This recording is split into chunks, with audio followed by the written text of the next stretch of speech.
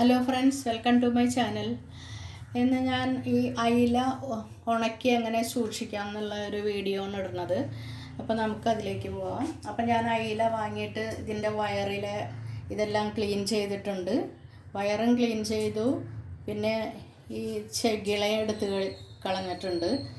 എന്നിട്ട് പിന്നെ നമുക്കിത് ഇതുപോലൊരു നമുക്ക് എത്ര ആവശ്യമുള്ളതെന്ന് വെച്ചാൽ അതെടുക്കാം. എന്നിട്ട് അതിലേക്ക് കുറച്ച് കല്ലുപ്പ് വേണം. അപ്പോൾ നാട്ടിൽ ഈ മൺകലത്തിൻ്റെ പാത്രം ഉണ്ടെങ്കിൽ നിങ്ങൾ അതിലിട്ട് വെച്ചാൽ മതി. ആദ്യം കുറച്ച് ഉപ്പിടുക. അത് കഴിഞ്ഞിട്ട് പിന്നെ ഈ ഓരോ അയിലയും നമുക്കെടുത്തിട്ട് ഇതിൽ നിറച്ച് ഉപ്പിടുക. ഇതിൻ്റെ വയറിലും തലേര ചെകിളേര അവിടെയും നിറച്ച് ഉപ്പിട്ടിട്ട് ഇങ്ങനെ വെക്കുക. ഇതിൽ നിരത്തുക. ആദ്യം കുറച്ച് ഉപ്പിട്ടിട്ട് അതിൻ്റെ മേലെ ഓരോന്നോരോന്നായിട്ട് ഇത് നിരത്തുക.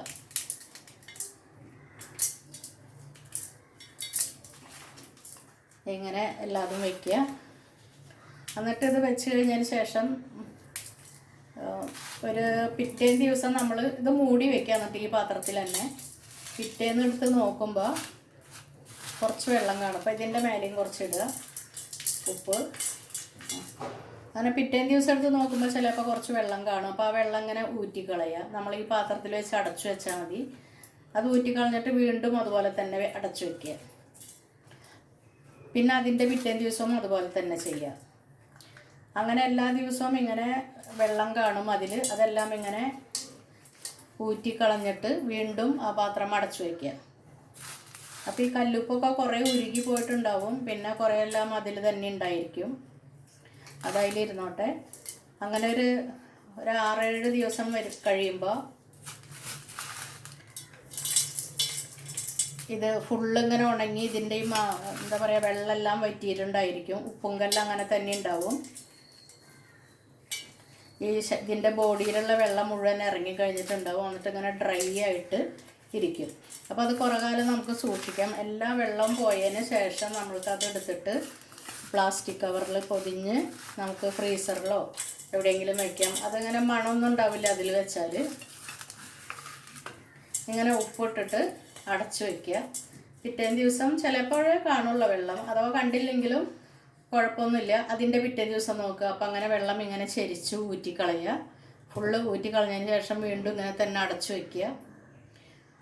അങ്ങനെ വെള്ളം ലാസ്റ്റ് ഇല്ലാത്ത വരെ നമ്മളിങ്ങനെ ഇരിക്കുമ്പോഴേക്കും അയില ഇങ്ങനെ കുറച്ച് ഉണങ്ങി ചുങ്ങി ഡ്രൈ ആയിട്ടിരിക്കുന്ന പോലെ കാണും. അപ്പോൾ നിങ്ങളെടുത്തിട്ട് ഈ ഉപ്പും കല്ലൊന്നും ആവശ്യം ഉണ്ടാവില്ല. അപ്പോൾ അതൊക്കെ കളഞ്ഞിട്ട് ഒരു കവറിലാക്കി ഫ്രീസറിൽ വയ്ക്കുക. ഞാൻ 1 കൊല്ലം മുന്നേ ഉണ്ടാക്കി വെച്ചതാണത്. അത് ഒരെണ്ണം കൂടി ഉണ്ട് ബാക്കി. ഉപ്പും കല്ല് ഇതിൻ്റെ ഉള്ളിലൊക്കെ കുറച്ച് തരിതരിയായിട്ട് ഇരിക്കുന്നുണ്ട്. ഇനി ഇത് നമുക്ക് കറിക്കോ വറക്കാനോ ഉപയോഗിക്കാം.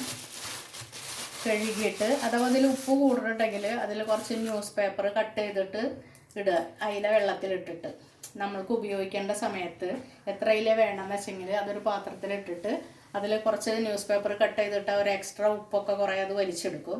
പിന്നെ നന്നായി കഴുകിയെടുത്തിട്ട് നമുക്ക് വറക്കാനോ കറി വയ്ക്കാനോ ഉപയോഗിക്കാം. അപ്പോൾ ഇതുപോലെ വേറെ ചെറിയ മീനുകളെല്ലാം ഇതുപോലെ തന്നെ സൂക്ഷിക്കാം.